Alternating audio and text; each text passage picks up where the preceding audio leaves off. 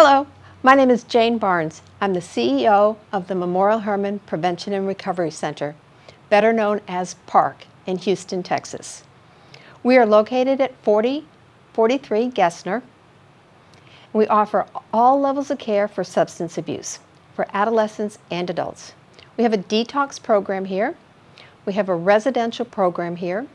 We have day program and intensive outpatient services. We also have 6 intensive outpatient services located throughout Greater Houston.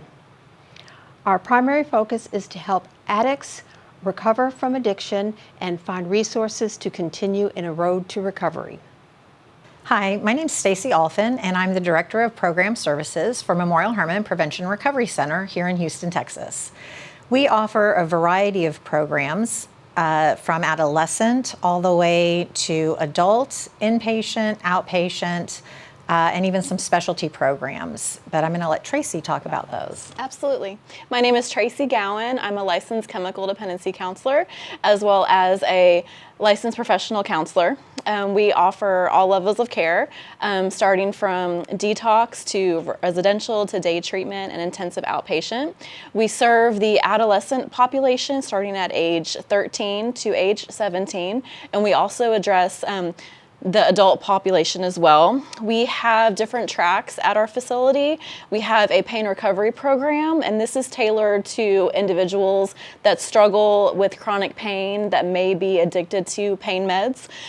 So we help patients help manage their pain without using intoxicating substances. We offer them different coping skills they can use in lieu of using those drugs.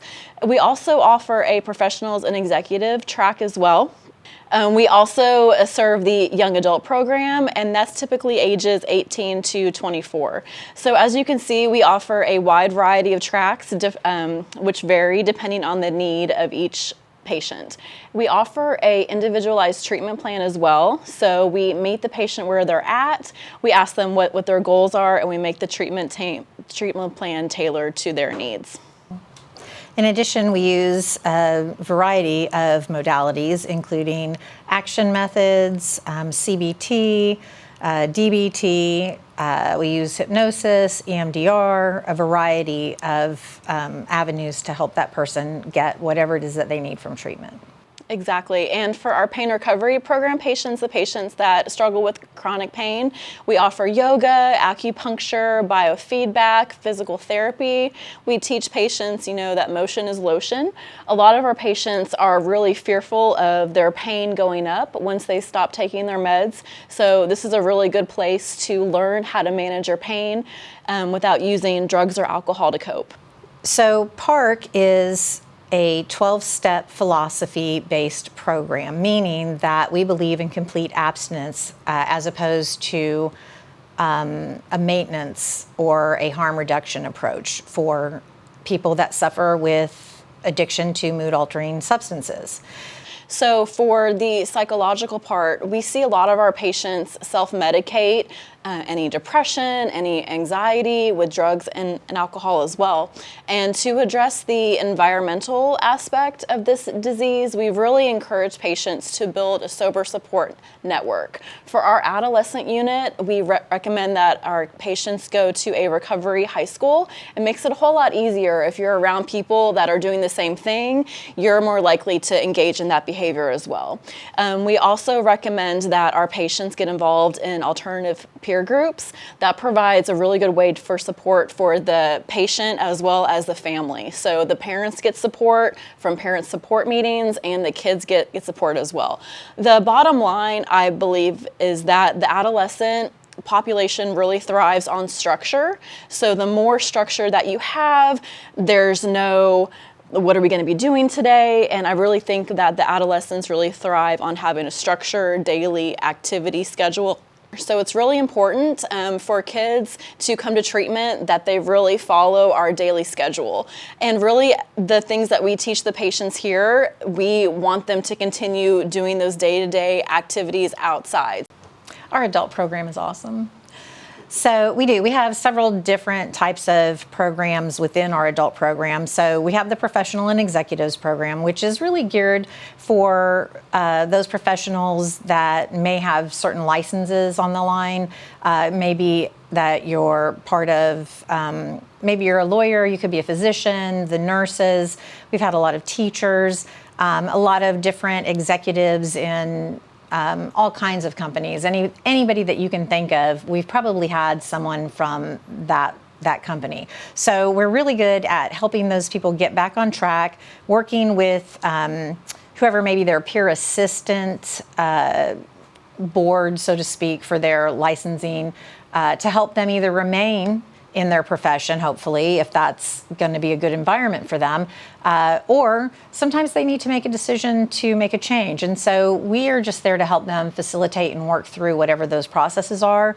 The majority of people obviously want to keep the career that they've spent all this time, developing and building. So that is our main goal, is to help them get back to a place where they can function in a really safe and productive manner and to have a happier lifestyle. People are so amazed when they leave that program at how many things are tied to the relationships throughout their lives. They lose sight of that in the success and in the use of whatever that substance is for them.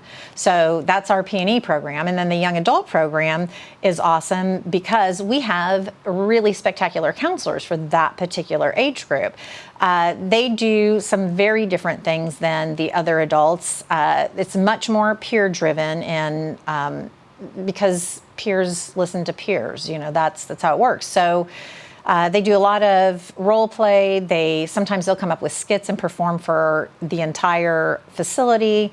They do music. They do just a wide variety of different activities, including working out with our own fitness guy who was on the Ninja Warrior show. So that was really cool. So they get competitive, and we try to make it fun because life is supposed to be a little bit fun too. So if you're not going to be having fun in sobriety, what would be the point of continuing? So there's a lot of that. And then with all of our other programs, people are getting individual sessions, they're getting family sessions. We have a family program that is as good as any other, if not better. I would like to say it's way better than any other program out there, because we really want the families to be involved, because this is not just a stressful time for a person who has addiction issues or anxiety or depression or whatever other mental health may go with that. The family takes a beating at times. They feel helpless. They feel hopeless at times. And our job is really to help empower them in taking their life back so that they can support their loved one in a different way than what they've been doing.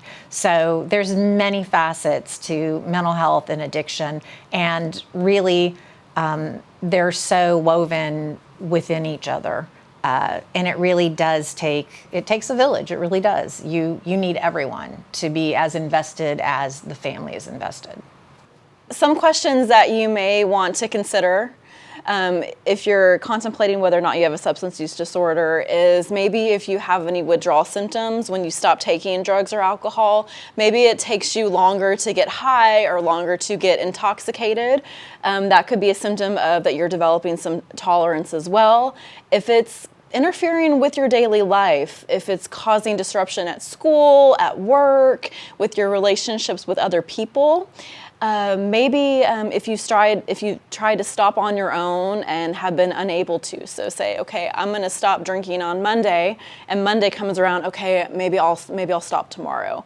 Also, if you have intense urges or cravings to use, that may be a symptom that you have a substance use disorder as well. We go by the DSM-5 criteria to diagnose if someone has a substance use disorder, and that's one of the, you have to have a substance use disorder in order to be in our program, obviously. So we do a symptom-driven detox here. So instead of just having a set form that says, okay, this person is having issues with alcohol withdrawal, so we're going to give them X amount of Valium, for instance, every person is met with individually, and based on how many symptoms that they actually are displaying and that are observed by the nursing staff, that is how they determine how much medication, if any, is needed during that detox. Obviously, our want is to have people be comfortable, because it's scary enough when you first come into treatment, but then to look at possibly having to detox, it can be a little nerve-rattling. So we want you to be comfortable, but we also don't want to over-medicate people. So because of this, I think we have a much safer, a much more effective, and a faster result with our actual detox. The other thing that is really important is that we have one of the few detox programs for adolescents in the entire country. So we do the same thing with them. It is, again, symptom driven. It's very safe, and it seems to be very effective, and it's been going on for years and years at the PARC. So it's really 100%. Also, the patients that are in detox are able to go to any kind of programming that they're feeling up to. So we do have special programming just for detox patients that help them kind of look at maybe why they ended up coming in here, maybe what we might be able to help them with while they're here.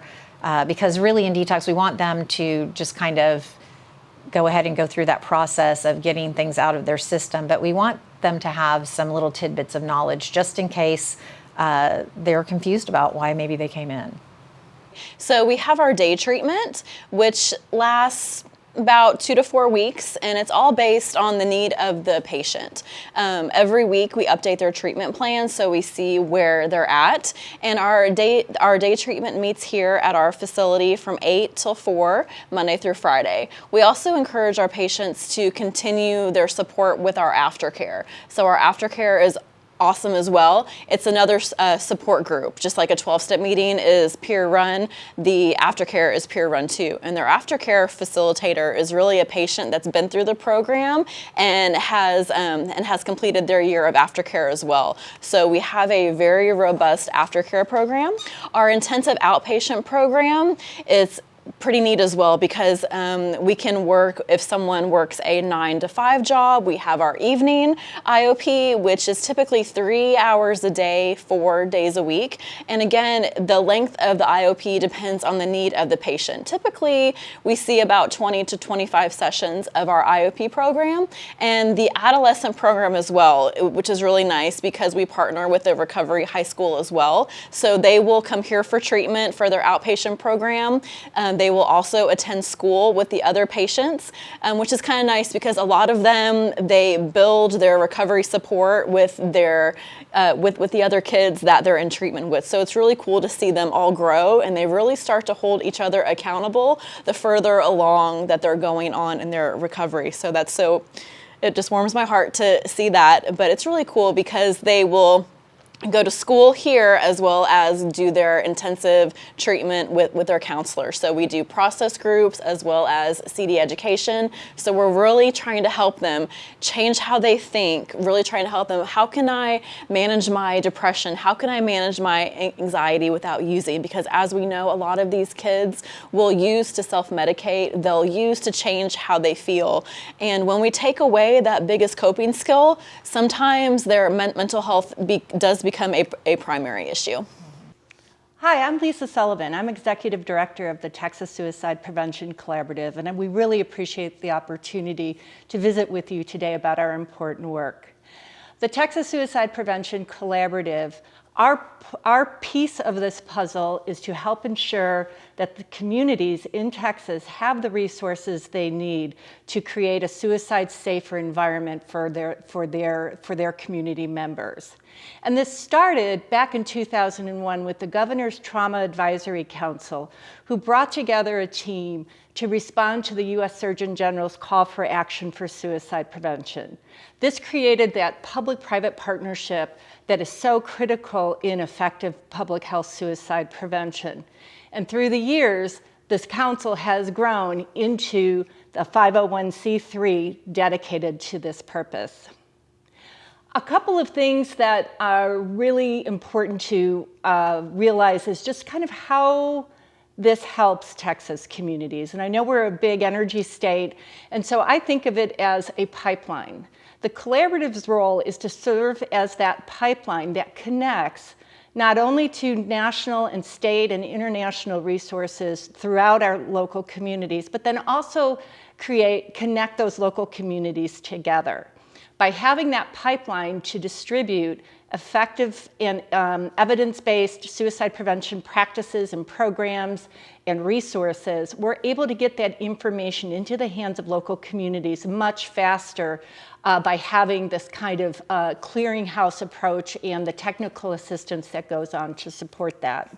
One of the questions I sometimes get is, why are communities so important to the conversation around suicide prevention? Why aren't we just talking about healthcare systems or crisis lines?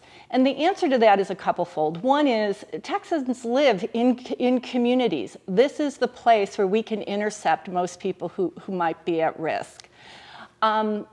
Crisis lines just aren't enough to serve in that capacity to reach individuals that may be struggling with a mental health condition or suicide.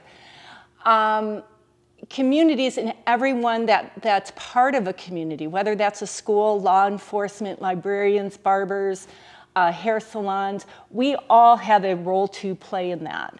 So that community fabric, that tapestry that is woven by the interaction of these pieces of our community is essential to moving suicide prevention forward.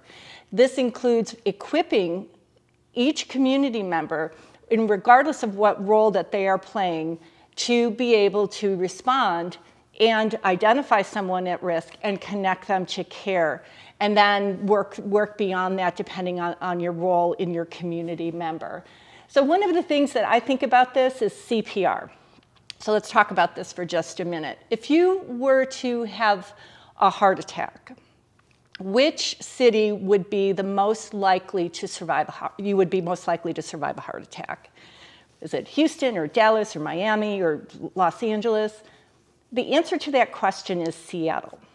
And the reason why is Seattle has the most residents per capita that have been trained in CPR than any other city in the country. The time you are most likely to die from a heart attack is before you get to the hospital. So think of suicide prevention in the same way. The better equipped our communities are by everyone looking out for their neighbors and their family and their friends, and they know the warning signs and they know the risk factors and they know how to connect to care, this is where this community element becomes so vitally important. So that kind of brings us to why the pipeline is so essential. And when you look at the work that's happening at the national, the state, and the international level, all of that good work isn't going to make a difference if we cannot get it into the hands of our local communities to be able to implement that properly. So we want to be sure that we have that capability to drive those evidence-based practices deeper and farther across our state so that we can be sure to have our communities as equipped as possible for suicide prevention. And this is where the Texas Suicide Prevention Collaborative comes in. We work together with our stakeholders through a network of 35 local coalitions, nearly 40 statewide partners, 25 military veteran community members, member organizations, and 10 or 11 higher education institutions that all come together. And what I'd like to say is we get everybody in the boat rowing in the same direction, moving our state forward to becoming a suicide-safer state. So having these partners all working efficiently and effectively, and most importantly, collectively and collaboratively across our state is going to give us better outcomes over time than everybody going it alone in their own direction, in their own way. So this is one of the ways that we're able to contribute to a suicide-safer Texas. So our 4 or 5 main areas that we focus on is we really try to catalyze the use of those evidence-based practices, being sure that community partners are aware of and have access to things that are research-based, tools and resources and trainings that are research-based for effectiveness awareness and safety in the construct of suicide prevention. We implement learning communities, and this is where we bring all these local coalitions together so that we can learn from each other and to help lift everyone as we work together. We mobilize Texans across the state for this implementation and for practical and achievable solutions to work in our communities across Texas, because we realize one size doesn't fit all. Communities have to prioritize what their particular community needs are and work within the resource constraints that their organization or their community may have as they work forward. We know, for example, from our data, from our local coalitions, about 40% of our local coalitions are utilizing the Texas State Plan for Suicide Prevention and designing their implementation plans. But we also know only 19% are using the CDC's technical package that's designed specifically for communities. So our job is to help them get access to that and learn how to apply that for their local communities. In fact, 3 out of 4 organizations that responded to our survey were either did not know about it at all or were only slightly familiar with this vital resource. So we really want to be sure, and this is where the pipeline becomes so critically important. It's a way to drive resources, proactively reach out to our local communities, and to be sure that the information is getting where it can be of most value and have the most benefit. So some of the things that we work on are examples of the work that we provide for our local coalitions and statewide partners are an easy-to-use toolkit. This is one of the questions that we get all the time is for how-to work. How do we do something? How do we design a prevention program? How do we design postvention? How do we design an intervention strategies? So we develop easy-to-use toolkits so that communities can walk themselves through this process of designing their systems. Another piece that we really play a strong role in Texas is training. So we think about training the way nutritionists think about food. Fresh is better than frozen is better than canned. We look at training in that same lens. In-person training is highly effective and supportive. We know about 1 in 3 attendees who come to our trainings have some form of lived experience. So that in-person training is so important for creating that connectivity and that spirit of collaboration as we all work together to build that community framework. If that's not available, online training is also a great resource. Online training for us, we have trained nearly 60,000 Texans in suicide prevention gatekeeper skills. The most prominent audience for that are K-12 educators. We provide this training for free, and we're very excited to be able to offer that throughout our state. And both of those options are much better than going it alone or trying to figure it out by yourself. So we really strive to provide training solutions that make sense for local communities and community partners. We also serve as a resource hub for the state. At texassuicideprevention.org, we have resources for local coalitions and for statewide partners. We provide resources and fact sheets and public service announcement videos, training documents, statute review. All of that work is done and centralized at texassuicideprevention.org. So please reach out there if you have some time. Another piece of our puzzle is outreach and communications. So one of the things that we really strive for here is to help reduce stigma. This is one of the highest priorities for local coalition. How do we reduce stigma relative to suicide prevention so that Texans aren't reluctant to reach out for help? And then finally, we work with these learning collaboratives. We sponsor monthly meetings to bring all of our local coalitions together to learn collectively from timely topics that we work to move forward. So how can you help? First, support your local coalition. 75% of local coalitions do not receive any funding. This means they are bootstrapping their way to evidence-based processes and practices to help make their community suicide safer. Donate, volunteer your time, engage in your local suicide prevention coalition so that community collective effort can be more efficient and more effective, and to help local community members that may be struggling with a mental health condition get the services and support services they need. Another way to help is to support the Texas Suicide Prevention Collaborative through either donating or volunteering with our organization.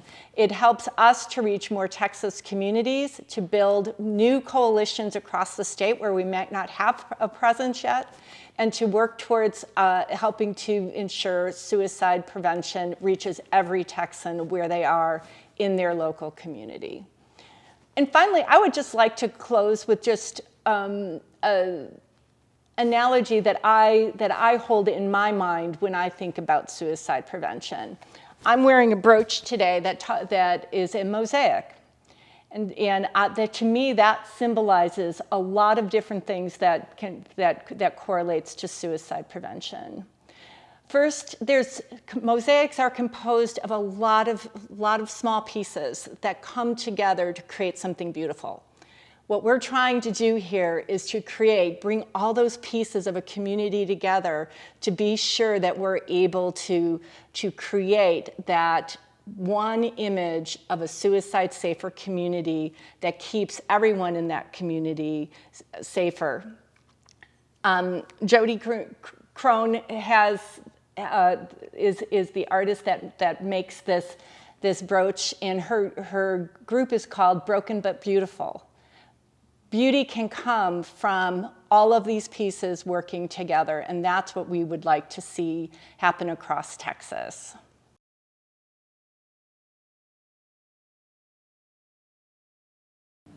Hi there, I'm Dr. Sandy Bond Chapman. I am the founder and chief director of the Center for Brain Health and a distinguished professor at the University of Texas at Dallas. I founded the center, just to tell you a little bit about what we do here, almost 20 years ago as a research institute. Think about this, brain health was such a new concept 2 decades ago that we literally got a trademark on it because people still do not think about their brain in health. Our brain, which is the most complex entity in the known universe, is the only part of our body that we only think about after something bad happens, a brain injury, a disease, or you're diagnosed with something. But guess what? The science of neuroplasticity tells us you can do more before anything bad happens to build capacity, to build reserve, to build resilience from the get-go. And that's really what our unique focus is, and it's unique around the world. Because even when people say we're focused on brain health, they really still are looking at what happens after something goes wrong. So that's what's unique. So I started the center. We grew from really a team of about 27 scientists, research clinicians to over 125. And from that, we were looking at how can we begin to get the rigorous science behind what it means to build brain health. So we wanted to look at brain imaging. We wanted to look at complex cognitive thinking. We wanted to look at psychological well-being, social connectedness, and really your whole real-life function. What's the science of that when people get better? And so that's what we've been focusing on for 2 decades. And now we have the science, and we're translating it. So we opened the Brain Performance Institute almost 4 years ago so that we could translate it to veterans and active duty military and law enforcement officers, teenagers in school, school teachers, people everywhere. Who doesn't need better brain health? That's what we're doing. And then we opened the Brain Health Imaging Center where we're uniquely looking at markers of the brain getting stronger. So why is it, think about this, that people still have so much stigma about their brain? And you know, as we work with high-performing military, they're like, okay, from the body down, we'll build capacity, but the neck up, hey, ma'am, they say that's the no-fly zone. Because people are always afraid that you're going to tell me what's wrong with my brain. And we are what I call category breakers.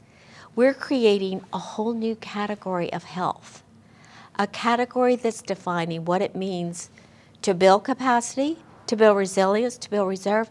But if something happens and you do get diagnosed with something, how can you intercept that as soon as possible? How can you rebound from it? And how can you be the strongest version of yourself? And it's not just a small window of time, it's for the rest of your life. Neuroplasticity is the greatest gift that we've been given. And it is that our brain changes moment by every single thing that we do. That's a gift, and it's also a curse. Why is it a curse? Because guess what? About 50% of what we do is bad for our brain. So we really have to think about and know the science of what's good for our brain and what's bad for our brain. And that's what we're doing here at the Center for Brain Health. So we're defining this category of health, and it truly is kind of a higher level of category of health. You know, when people think about their brain, they're always like, well, depression, stress, anxiety. Well, that's one component. It's one silo. But brain health is so much more. It includes that, but it's more than that. It includes your clarity of thinking. It includes your psychological well-being. Fortitude is what we call it. And it also includes resilience, your social connectedness, your purpose in life, and what is it that makes you the best person of who you are. So a whole new category of health is what brain health is. And what we're doing is destigmatizing it. Instead of thinking, oh, I'm going to go to that Center for Brain Health, the people are going to tell me how bad I am, or I'm afraid you're going to tell me I don't have a brain, is what some people say, or that I'm not very smart.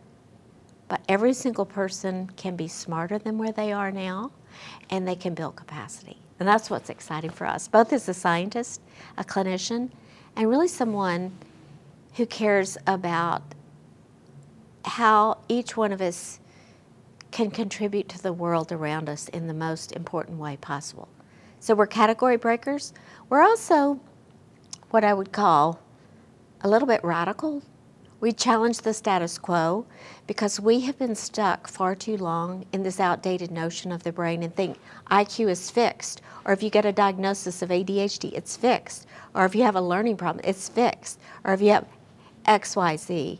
The individuals, and we've worked with almost 100,000 individuals now, showing that they can improve the capacity of their brain, whether in health, but also in injury and disease. And they say, I love what you all do because so many of the places we go, it's all about labeling, which disables you and it enables you. It enables you by not making you more of what you can be. But when you see what's the capacity building, you empower us.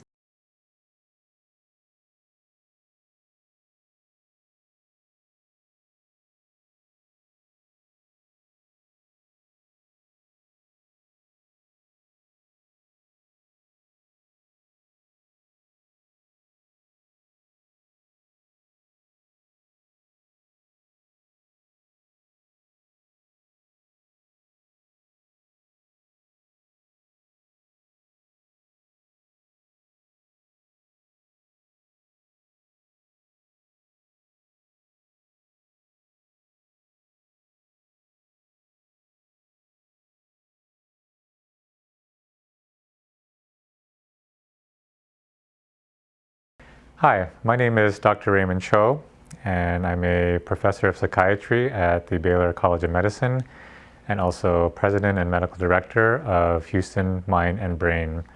We focus on things such as depression, OCD, cognitive impairments, and other serious mental illnesses that cause some significant impact on people's lives. Some non-medication therapies are available in the form of brain stimulation. So instead of taking a pill every day, one can receive stimulation in various forms in a non-invasive way. So there's nothing probing the brain physically, but these therapies can be highly effective. And one of those therapies is called transcranial magnetic stimulation. So that's a mouthful. So people call it just TMS for short, transcranial magnetic stimulation, TMS. And that refers to a form of therapeutic for the brain that involves magnetic fields that are applied transcranially. That means through your scalp and skull and directed at various brain targets. And what's remarkable is that this therapy can be extremely helpful for things such as depression and OCD, and even more recently, it's been found to be effective for things like stopping smoking habits. And all these three indications that I just mentioned, depression, OCD, and smoking cessation, have actually been approved by the FDA. So just like the FDA thoroughly reviews and approves new medications, the FDA is also a body that reviews device-related therapeutics, including TMS. So this therapy has been actually around for quite some time, and I think it's a very unfortunate tragedy that so many people don't even know about this really effective therapy. Of course, everybody knows about medications, and just to give an example, with depression, many depressed patients have gone through multiple medications, sometimes having to be hospitalized, sometimes with very severe life circumstances, such as considering or attempting suicide. But all they've been tried on is a series of medications that either due to inefficacy, not being effective for the depressive episode, or not being able to tolerate the medication due to a number of different side effects. There's a loss of hope at the end of that road because of this ignorance of other alternatives, such as TMS. This is what the TMS device actually looks like. So depending on what specific type of device manufacturer, it may look a little bit different, but this particular device is made by BrainsWave, and the patient sits in this comfortable chair, and these different helmets, one is blue, one is yellow, have different purposes, although they look very similar except for the color. The blue one, within the helmet, there's a coil that the way it's configured will target the left dorsolateral prefrontal cortex. That's a front left part of the brain, and that's a very critical site to target for the treatment of depression.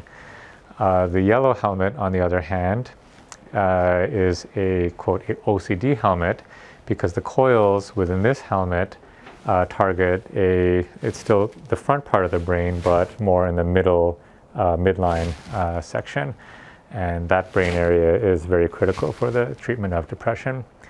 So as you can see, there's a little head strap here.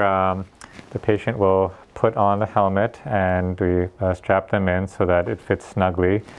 Magnetic fields are what's actually administered is fairly strong, but they also weaken very quickly. So unless the helmet is on fairly snugly, the patient may not be getting the full therapeutic effect of the magnetic pulses. So the basic procedure involves putting on the helmet. The first session will determine exactly where that helmet should be and how strongly the stimulation should be for that particular person.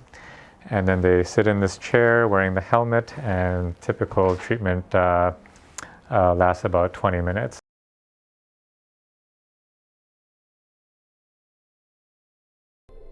Hello, I'm Dr. Brenda LeVar. I'm the president of the board of NAMI Greater Houston. But what I want to talk about is NAMI, the National Alliance on Mental Illness. NAMI as an organization is more than 40 years old. We have affiliates all over the country. We have more than 300,000 members, and we are NAMI Greater Houston here locally, but our affiliates range in all the areas of the state. There are 29 different affiliates in the state of Texas alone. But NAMI, the National Alliance on Mental Illness, is really a group of families and individuals with serious mental illness who have decided to come together to do a number of things. One is to support each other. One is to be sure that there's education about mental illness. And three, to advocate for the people who may be suffering and families who may be suffering because of the illness. So just to let you know a little bit about our advocacy work is not only at the local level, but at the state level here in Texas, because we have a state affiliate, NAMI Texas, and actually every state has an affiliate. And we have a national organization that has its main office in Arlington, Virginia. So we work at the state level, at the local level, and at the national level to ensure that those things that are most important to all of us, and there are a lot of areas of need, those things that are important to all of us are addressed. And what we do by coming together is to ensure that people feel supported, that they know that if there is one thing they're not, is alone. Because mental illness affects 1 in 5 people. That's right. If you counted 5 people sitting around you, 1, 2, 3, 4, 5, at least one of them has been affected by mental illness. So whether it was with a child, whether it was with an adolescent, whether it was with an adult, everybody has come in contact with the need for services to support individuals with mental illness. And of course, supporting their families. Because the families, like all of us that are part of NAMI, realize that it's not just that you're not alone that's important, but it's important to know where do you get access and how do you get access to the services that your particular family member needs. And now I'll turn it over to Neil Sarahan. Dr. Sarahan is our executive director here at NAMI Greater Houston to talk a little bit about the programs that we offer here. As with many of us, our involvement with NAMI is about personal lived experience with mental illness. And when we talk about serious mental illness, a lot of times people forget about the fact that the major mental illnesses that are being experienced around the country are anxiety and depression. This is very, very important because we are living in a time when anxiety and depression are the norm. Anxiety and depression are the largest causes of timeout and loss of productivity in the business sector, and that was before COVID. So when we talk about serious mental illness, I want us to have the whole framework of schizophrenia and bipolar and depression and anxiety, and to understand that in this culture we are enormously challenged. All of us are vulnerable, and we are enormously challenged at this time with the mental balance that all of us need to proceed in our life. So my name is Dr. Kelly Watts. I am a psychologist and resilience coach, and I work often with clients who have experienced trauma. One of the forms of therapy that I use is one of the most popular and research-proven methodologies, which is called EMDR. And Frances Shapiro, who created EMDR, said if she knew how effective and popular it becomes, she probably would have given it a cooler name because it stands for eye movement desensitization and reprocessing. And what EMDR does, that sounds really complicated, but in fact it's quite simple. The last 10 years, there's been an explosion of research around what happens physiologically and specifically in the neurology of your brain when we go through trauma. And in EMDR, or all trauma work really, we think of trauma in two ways. Historically and traditionally, when people think of trauma, they think of some major event, an assault, a car wreck. Veteran experiences obviously often get classified in a traumatic experience list. What we've learned is that those we call big T traumas, and we often have what we call little t traumas. And those are life experiences that we might minimize or not think are as bad because they weren't life-threatening, but they can be similarly damaging, and they have similar processes in our brain in terms of where that information is stored. So over the last decade, and with the advancement of brain mapping and research, we can see what happens in someone's brain when they think about certain things, where certain memories, where your brain lights up when we talk about certain things. And essentially what we've learned is that traumatic memories are stored differently than other memories. And difficult experiences are stored on your right side of your hemisphere of your brain, and the language center of your brain is on the left side. And so that's why talk therapy can be limited.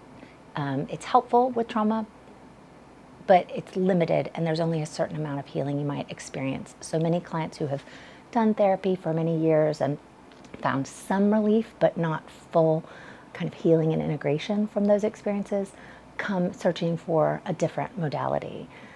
So EMDR clinicians use EMDR, which is a system of activating those memories and stimulating the brain in what we call bilateral stimulation. Again, fancy term to simply mean two sides. We stimulate the right and the left side of the brain so that they talk to each other. So we get those memory networks working and moving in the brain. So EMDR therapists and all trauma therapists usually work with a variety of modalities. And so I might use cognitive behavior therapy and EMDR with a client as we recognize some of the beliefs that have been stored in a dysfunctional way in their brain. So EMDR accomplishes a number of things, and one of the reasons I really appreciate it as a modality is because it doesn't require a client to walk through the details and nuances of a difficult experience. It allows them to activate that part of their brain and move that from a dysfunctional dysfunctional memory to a functional process.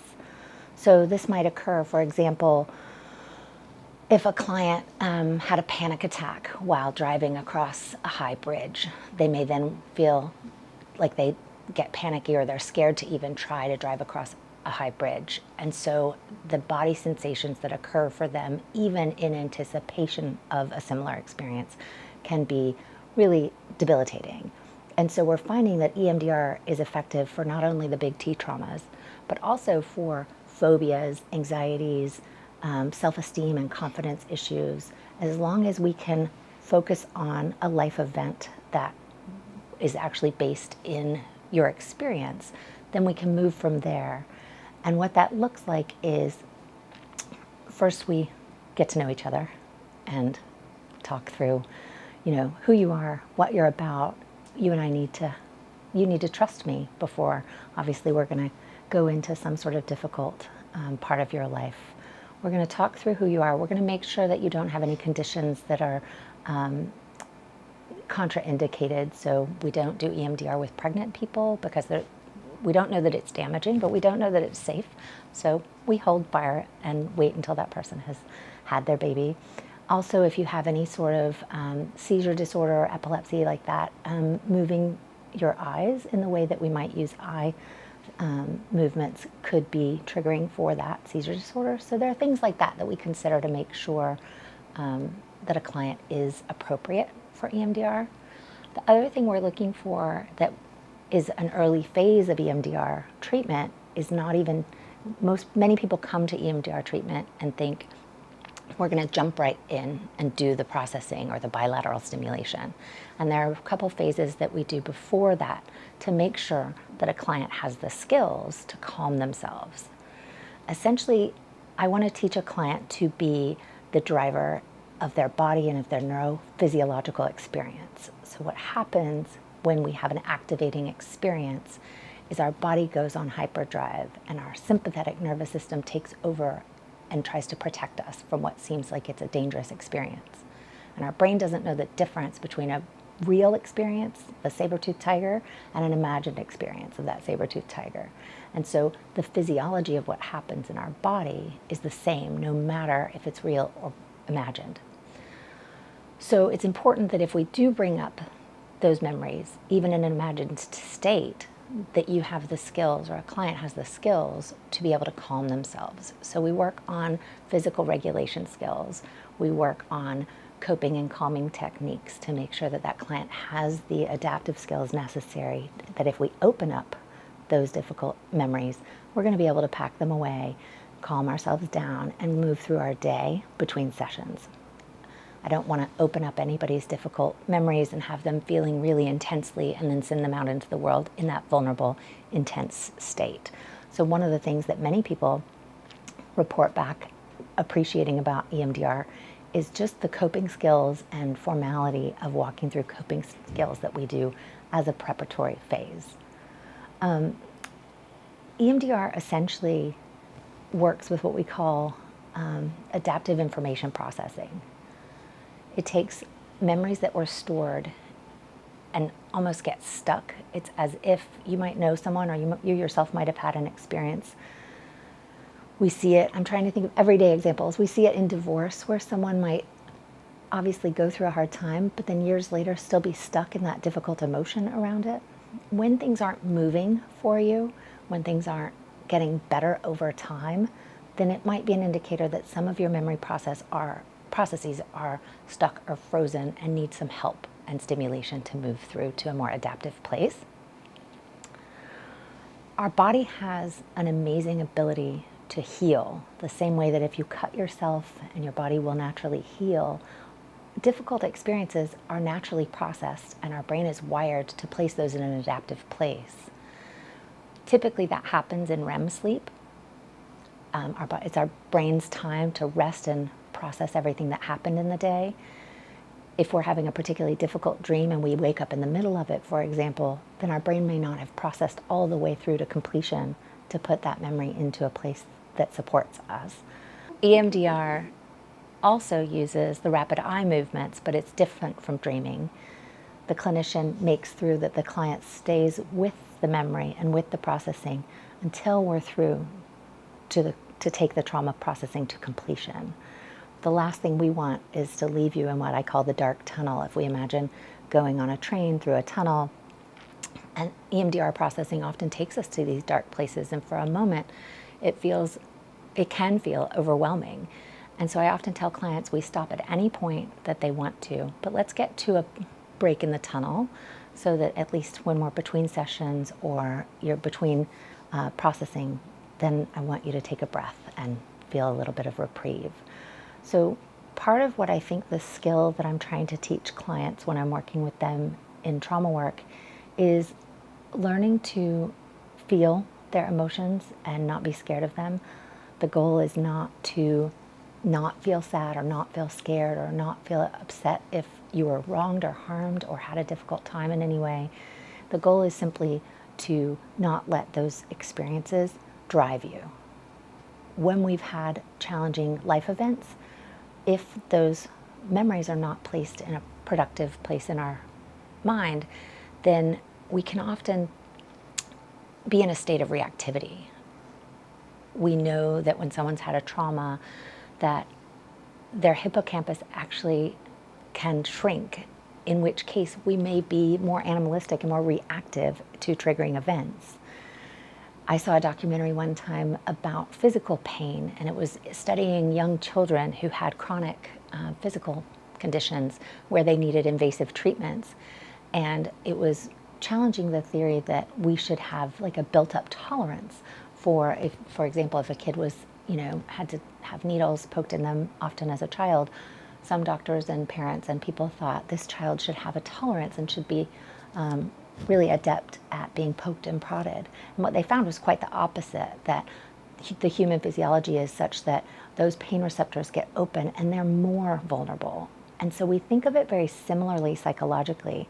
When we've been through big T or little t traumas, it can shrink our hippocampus and it can make us more reactive, if not processed, to the point where we feel like we are more vulnerable to triggering and being reactive.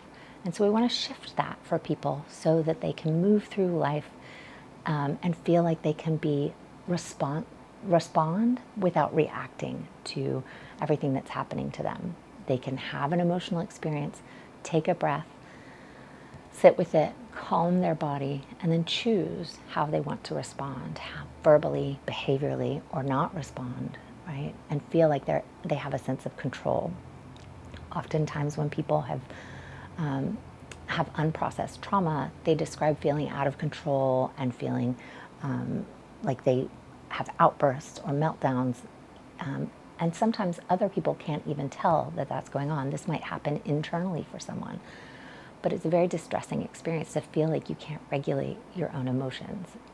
So that as a result, some people start to avoid emotional experiences. They might avoid relationships. They might avoid things that feel similar to what they've gone through before. And so we don't want that trauma to be depicting what your life looks like. I want you to be in the driver's seat. I want you to decide what things work for you, don't work for you, from a place of grounded confidence instead of a place of reactive avoidance. So there are some questions people ask about EMDR therapy. One of the ones I often get is, will I be conscious and in control? And the answer to that is absolutely yes. Some people associate it with hypnosis, but it is not hypnosis. You are fully aware, you're fully conscious. There is kind of a sense of your brain taking on a bit of a role that feels a bit unusual, if I'm honest. It's the only time in my life when I've participated in EMDR, it's the only time in my life that I can recognize feeling my brain work. And I know that's a bizarre way to describe it, but even after the processing had ended, I can almost feel my brain moving things around. It was a bizarre sense, and it wasn't a physical sense, it was just an awareness I had. So one of the things we know happens for people with traumatic experiences is a disconnection from physiological states. We think this is likely because they get easily overwhelmed, and so then we become disconnected with our bodies. And so EMDR, in its base, is an attempt to integrate our memories, integrate our emotions, and integrate that mind-body connection so that we can really feel like we are in a peaceful space in our lives.